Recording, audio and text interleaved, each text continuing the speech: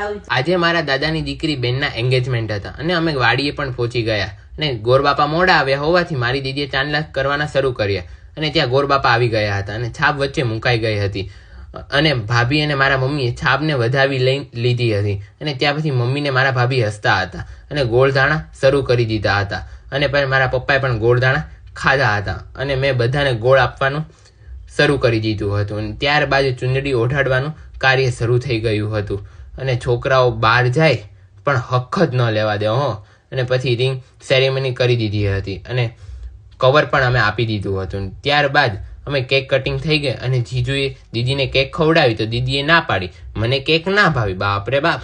અને ત્યાં પછી જમવાનું શરૂ થઈ ગયું હતું અને ત્યાં પછી બધા જમતા હતા. કેટલું મસ્ત એવું બાબુ સૂતું હતું, વાત ન પૂછો.